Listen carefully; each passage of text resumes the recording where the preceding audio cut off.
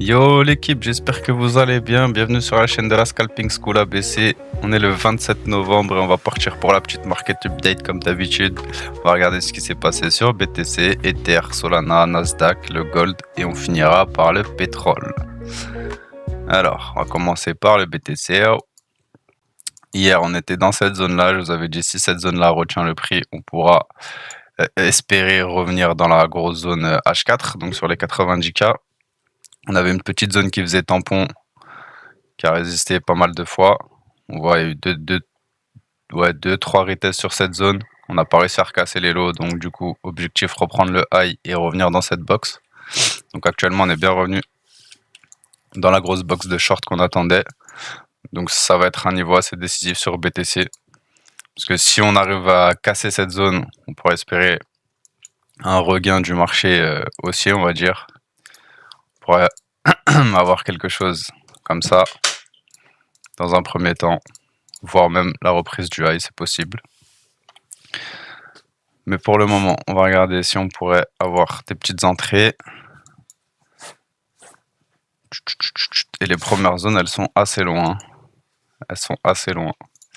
Donc, pour repasser bearish, il faudrait qu'on recasse ce niveau. Tant que ce niveau tient, on refera des nouveaux plus hauts. Cette zone-là, on peut l'enlever.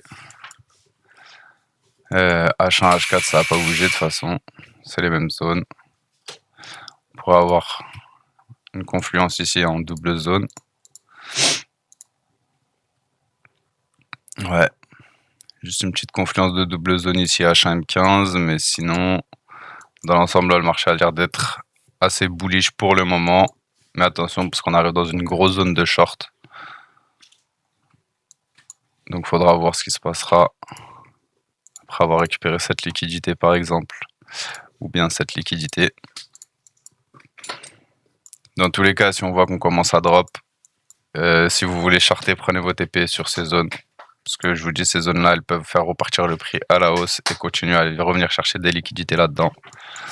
Donc, il va falloir être patient là sur BTC, surtout qu'aujourd'hui, c'est Thanksgiving aux États-Unis. Donc, il y aura sûrement peu de volatilité, voire beaucoup, on ne sait jamais. Donc, on va suivre ça dans l'après-midi. On va aller voir notre copain Ether. Alors, Ether, je vais enlever mes petites zones. Hop. Ether, pareil, qui est revenu dans la grosse zone. La zone des 3K. Pop, pop, on n'a pas de nouvelle zone. On va remettre. On a une grosse zone ici qui pourrait maintenir le prix. Hop. Hop. Donc même optique que BTC. Si vous voyez qu'on commence à descendre et que vous avez réussi à prendre des shorts ici, l'objectif ce sera de revenir chercher cette zone. Et dans cette zone, attendez de voir ce que le prix fait. Si on commence à repartir, on ira rechercher les liquidités dans cette box. Et à l'inverse, si cette zone casse, on continuera à aller chercher les lots et la grosse zone qu'on attend des 2005. On va aller voir Sol, même si je pense que le scénario va être assez similaire. Hop, on va enlever toutes les zones de rebond. Tac, tac, tac. Donc lui, Sol, il a bien gratté sa zone. Il a très très bien gratté sa zone. Tac, tac, tac. Ok. Donc on aura toujours cette grosse zone à franchir pour aller plus bas. Donc ça va être comme sur BTC et Ether. Si vous avez déjà in en short là-dedans, vous avez pris vos TP sur les lots, l'objectif ça va être de revenir chercher cette zone. Et pareil, si cette zone tient, on repartira pour de nouveau plus haut. À l'inverse, si cette zone casse, on ira chercher des plus bas. Tac tac. On va aller voir Nasdaq maintenant. Je me rappelle qu'il était en train de SFP son daily. Ouais, il avait bien SFP son daily. On est revenu dans la grosse zone de résistance, on va dire. Donc on a cassé la première. Ouais. Donc maintenant on a deux nouvelles zones de longue. On aura la zone sur le bottom, une petite zone intermédiaire qui peut faire tampon ici. On peut même remonter à ce niveau-là.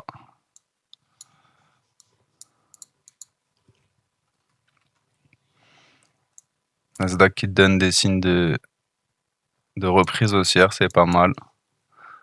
Après on a pris pas mal de liquidités dans la box. On pourrait quand même se retourner ou alors aller chercher encore ces liquidités-là. On va regarder en M15 si on a quelque chose plus proche, mais non, la zone elle est là. Donc si vous voulez long le marché, attendez qu'on revienne à minima dans cette zone. Et voyez ce que le prix fait dans cette zone. Si on a une reprise haussière, cherchez vos longues et continuez à target les liquidités de notre box de short. À l'inverse, si on commence à casser cette zone, il faudra essayer de prendre des retests dans la descente pour accompagner le prix vers la prochaine zone qui est le low. Voilà pour ce qui est du Nasdaq. On va aller voir le gold.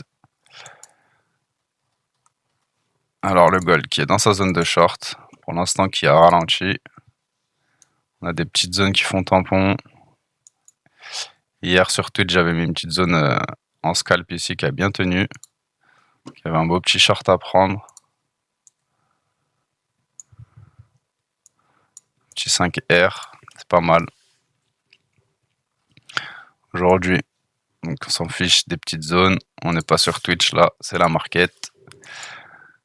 Donc les zones n'ont pas bougé. Hein. Hier, le prix l'a rangé. Donc sur le gold, il n'y a pas de nouvelle zone. Toujours le même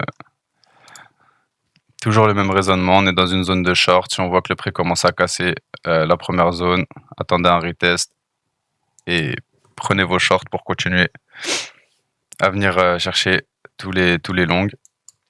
À l'inverse, si cette zone tient, on continuera à aller chercher les shorters. Et donc on viendra récupérer ces liquidités, voir la grosse box ici avec toutes ces liquidités. Donc voilà pour le gold. On va finir comme d'hab par mon petit ami El Petrolito. Alors le pétrole hier, on a eu un petit rebond dans la zone que j'attendais. Donc ici il y avait pas mal d'entrées à venir chercher, à prendre. Pour revenir chercher la première zone et la deuxième zone, les deux sont corrélés de toute manière. Donc aujourd'hui, ce qui va être intéressant de regarder, c'est si jamais on commence à recasser.